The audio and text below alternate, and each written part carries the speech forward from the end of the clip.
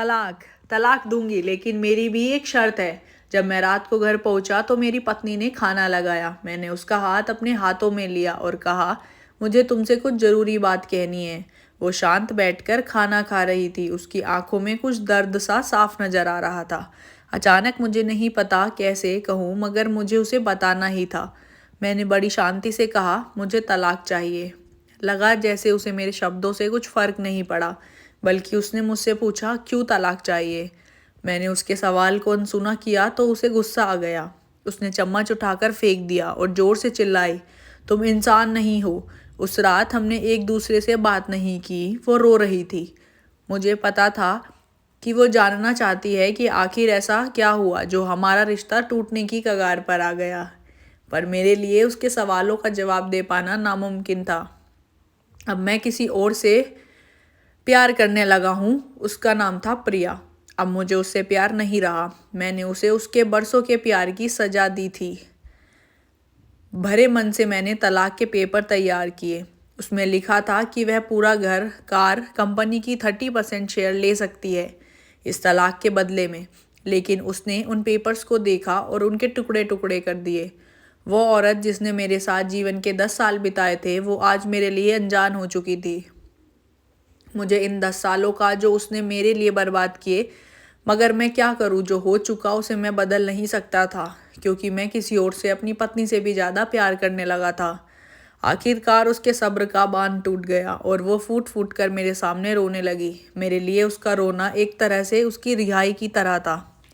तलाक की ये बात जो कई दिनों से मुझे परेशान कर रही थी, अब बिल्कुल साफ हो चुकी थी। अगले दिन मैं घर काफ़ी लेट आया।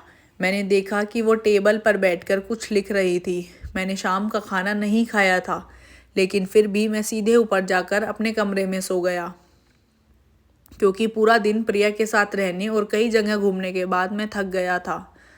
वो शायद रात को उसी टेबल पर लिखते लिखते सो गई थी। सुबह उसने तलाक देने की शर्तें बताई। वो मुझसे कुछ भी लेना नहीं चाहती थी। उसे सिर्फ तलाक से पहले 1 महीने का समय चाहिए था।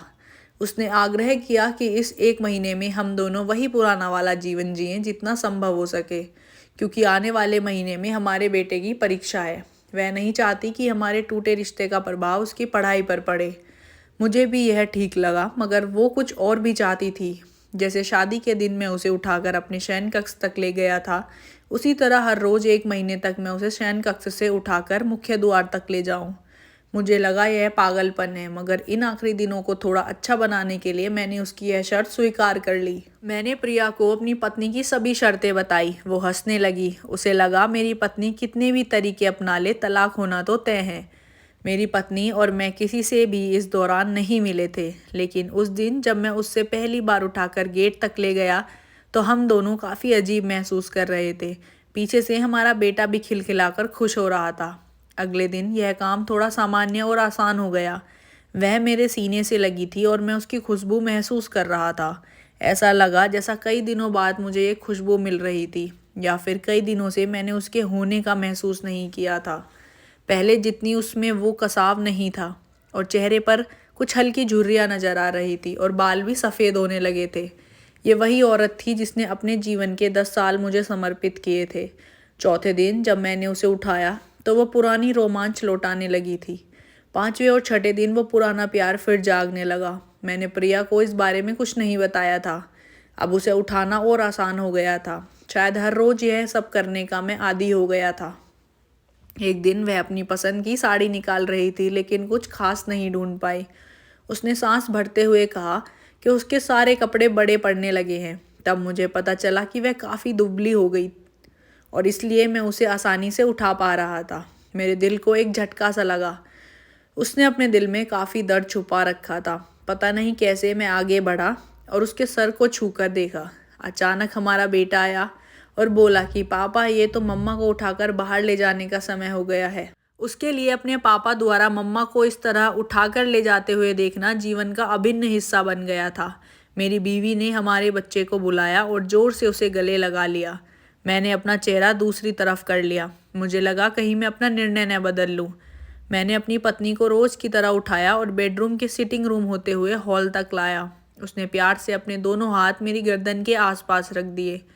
मैंने उसे जोर से पकड़ रखा था, बिल्कुल हमारे सुहागरात की तरह। मगर उसका इतना कम वजन मुझे परेशान कर रहा था। महीने के आखिरी दिन जब मैंने उसे उठाया तो मेरे लिए एक कदम भी चल पाना मुश्किल हो रहा था।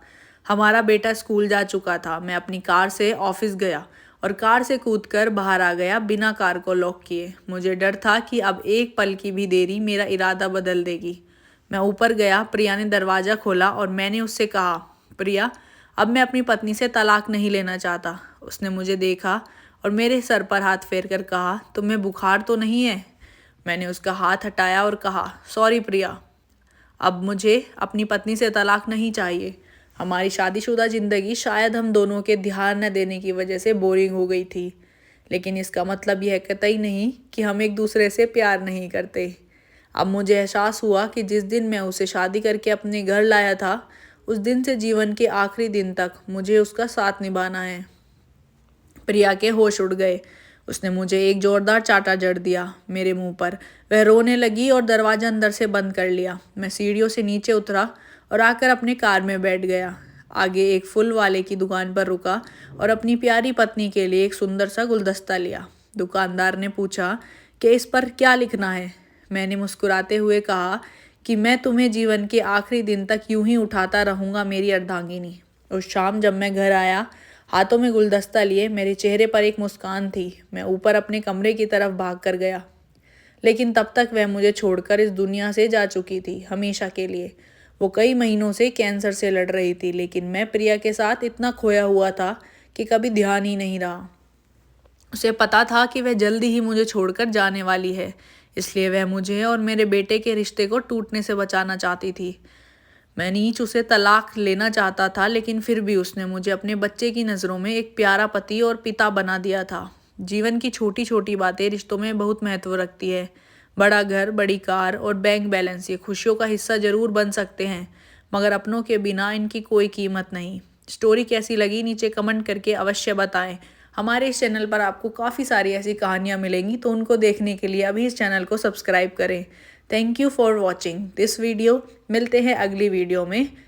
आपका दिन शुभ हो। Thanks for watching again. Bye bye.